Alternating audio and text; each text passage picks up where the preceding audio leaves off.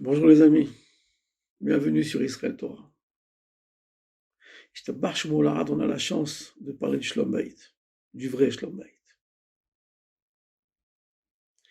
ועשו לי מקדש ושכנתי בתוכם. בתוכו לא נאמר, אלא בתוכם, בתוך כל אחד ואחד מישראל. Et ils me feront un sanctuaire, et je résiderai parmi eux. Il va marquer, je résiderai dans le Mikdash, dans le sanctuaire, parmi eux, à l'intérieur de chaque et chacun des Juifs. Parce que avoir un Beit HaMikdash, tous les peuples du monde ont le droit de faire des corbanotes, de venir au temple, d'offrir quelque chose. Mais la responsabilité de faire tourner le Beit HaMikdash pour que le monde entier, grâce au Beit HaMikdash, il aura à manger, c'est hal, ça tombe sur le peuple juif. Et donc, dès l'instant que un juif, il a le hergesh, le sentiment, le chous, il a un sentiment pour Dieu. Dans le Beit HaMikdash, Dieu viendra résider dans chacun et chacun qui sait ce qu'il aura fait pour le Beit HaMikdash. Grand, petit, c'est pas le problème. L'important, c'est ton cœur. Il y avait une fois une histoire comme ça au temple. Un monsieur, il avait offert un taureau, il avait fait savoir un mariage, donc il y avait un gros taureau, il y avait des centaines d'invités, etc. Donc à l'époque, c'était pas comme maintenant, tu vas chez le boucher, tu prends la viande. Non. À l'époque, on prenait les animaux qu'on voulait consommer, on les amenait au temple, on faisait un shlamim, un korban de paix, shlamim. Une partie allait au kohanim, une partie était brûlée sur le misbéach, sur l'autel, et la viande était consommée à la fête. C'était comme ça que ça se passait. Le mec, il est venu avec un taureau, un bonhomme, quoi, le truc.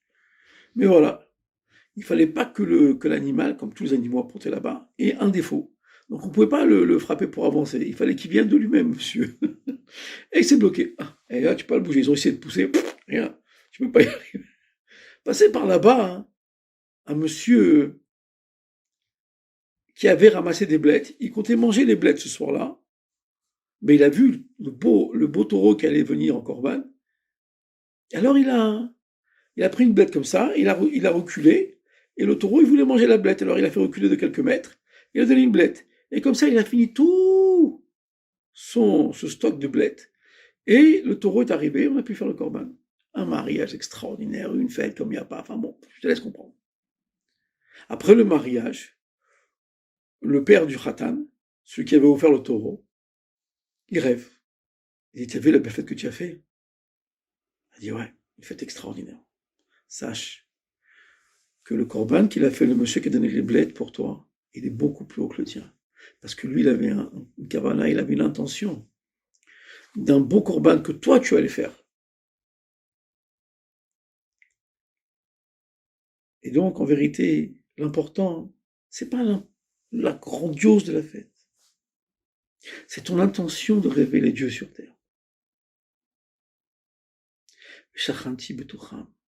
Dieu, il va résider dans chacun de nous. Et le temple, ramène le rabbi, c'est le spirituel. C'est ce qu'on appelle Shamaim, le ciel, l'intermédiaire entre l'infini, le Or Ein Sof, la lumière infinie, et la terre physique. Et le spirituel, la responsabilité de bénir tous les peuples du monde, elle vient sur le peuple juif et d'après quand on a un temple. Donc, maintenant, en attendant que dans quelques minutes, Mashiach va déjà arriver, et qu'on va faire une fête avec tout le monde entier,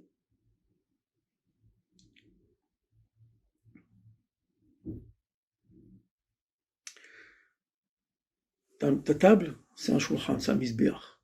Ta maison, c'est un Beit HaMikdash. Ta femme, c'est le Kodesh HaKodashim. Et toi, tu es le Kohen Gadol.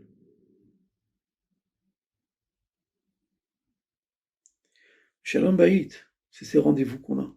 Shabbat, Minyan, Tfilin, Kashrut, amener les enfants à l'école. Et ta maison devient un Beit HaMikdash. Ta maison devient un temple. Et tu es le Kohen Gadol. Parce qu'au moment où un homme il s'unit à sa femme, c'est comme quand le Kohen Gadol il rentre dans le Kodesh HaKodashim, le jour de Yom Kippour. Et c'est Mechaper, ça arrange toutes les fautes. Quand il y a l'amour entre un homme et sa femme, c'est possible de faire. C'est pour ça qu'en vérité, on a besoin du Shalom Bayit, le Shalom Bayit dans lequel on a fixé des moments pour se parler. Une femme, elle sait qu'elle va arranger son mari qui va pouvoir y aller à la choule et au shiur étudier la Torah parce qu'elle sait qu'en allant là-bas, il va revenir avec des brachot. Et elle le sait. Au point que la Masechet Sot a dit, le srout, le mérite d'une femme, est d'attendre son mari quand il reviendra du Beit HaMidrash ou de la choule, d'avoir prié.